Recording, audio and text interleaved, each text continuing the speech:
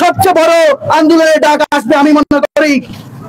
প্রত্যেকটা হোটেল ব্যবসায়ী যখন হোটেলগুলো বন্ধ থাকবে, যখন পর্যটকরা আসবে না সিলেটে, সেই সিলেটের নাম আর সবুজ সিলেট থাকবে না। সেই সবুজের ঘেরা মানুষ আর দেখতে আসবে না।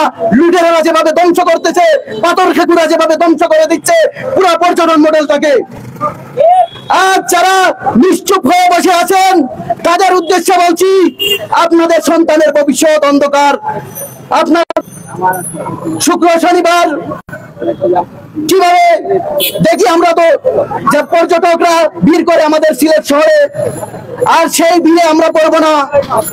কারণ হচ্ছে এই লুটেরা ধ্বংস করে দিচ্ছে আমাদের এই সিলেটের ঐতিহ্যকে। সেই প্রকৃতির নিয়মে সাদা পাথরকে বাঁচিয়ে রাখার জন্য সব মহল এগিয়ে আসতে হবে। সবার কাছে আমার রিকোয়েস্ট, সবাই এগিয়ে আসুন।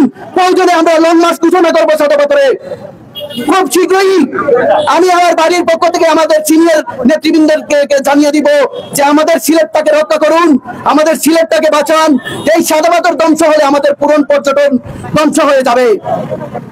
আপনি যদি কোম্পানিগঞ্জের নাম কেউ না শুনে, কিন্তু সাদা পাথরের নাম ঠিকই ঢাকায় জানে যে সাদা পাথর। আমার গোয়েন্দার চেনার আগে সবার আগে জাফলং ছিল। আপনারা জাফলং কত পরিচিতি, কত সাদা পাথর কত পরিচিতি রয়েছে, সেটা ধ্বংস করার দায়ভার আমাদেরকে নিতে হবে। কারণ আমরা সচেতন মহল যদি না জাগি, আরো ধ্বংসের পথে যাবে।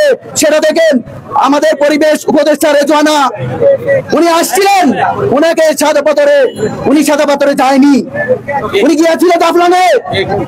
উনি জাফলংয়ে সেই পাথর কোয়ারি বন্ধন নামে কি করে গেছেন? আমি গত 10 বছরেও দেখি না এভাবে পাথর লুটে নিতে। এভাবে যে লুটেরা লুট করতেছে এবং আমাদের এই সাদা পাথর সহ জাফলং এবং বিছনাকান্দি প্রত্যেকটা জায়গায় ধ্বংসের দ্বার প্রান্তে এসে পৌঁছেছে। ধন্যবাদ জানাই আজকে যারা এই প্রোগ্রাম আয়োজন করেছে, এই ধন্যবাদ জানিয়ে আমি আমার বক্তব্য এখানে শেষ করছি। আসসালামু আলাইকুম। ওকে, আমাদের আজকের মানববন্ধনটা সাদা পাথরের যে পাথর লুট হচ্ছে যে বাইরে এই জায়গাটা যে সৌন্দর্য নষ্ট হচ্ছে, এই বিষয় নিয়ে আমাদের অর্থনৈতিক পরিস্থিতির উপরে এটা সিলেটের একটা সৌন্দর্যময় দর্শনীয় স্থান সাদা পাথর, যেটা কিনা যে বাইরে লুটারদের হাত থেকে লুটপাট হচ্ছে। তো আমাদের আজকে এই মানববন্ধনের কারণ হচ্ছে যাতে সাদা পাথর এই পাথর লুটপাট বন্ধ হয় এবং যারা এই কাজগুলো করতেছে তাদেরকে যেন অতি শীঘ্রই আইনের আওতায় আনা হয়।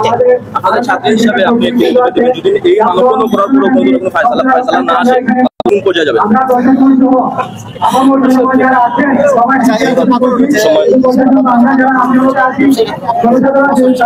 ব্যবসায়িক খাতে যদি আমরা দেখতে চাই তাহলে সাদা পাথরের পাথর লুট হওয়ার পিছনে যখন পাথরগুলো একদম থাকবে না, সাদা পাথর পর্যটনের স্পট একটা সময় দেখা যাবে যে বন্ধ হয়ে গেছে। তখন এখানে দর্শনীয় যে মানুষগুলো আসবে এখানে দর্শন করতে, তখন আপনার দেখা গেছে বিভিন্ন হোটেলে থাকতো, বিভিন্ন রেস্টুরেন্ট, অনেক কিছু তারা মানে সিলেটে এসে তারা অনেক এক্সপ্লোর করতো। তো ওই দিকটা বন্ধ হয়ে যাবে। একটা দর্শনীয় স্থান বন্ধ হয়ে যাওয়া মানে সিলেটের মানে মানুষ আসা, দর্শনীয় মানে পর্যটক আসা বন্ধ হয়ে যাবে। তো এটা ব্যবসায়িক খাতে অনেক প্রভাব ফেলবে, এটা তো বলাই বাহুল্য। সিলেটি হিসাবে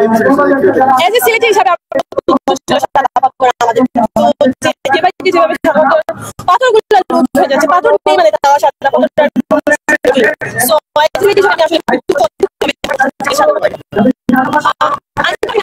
যখন গেছে তাদের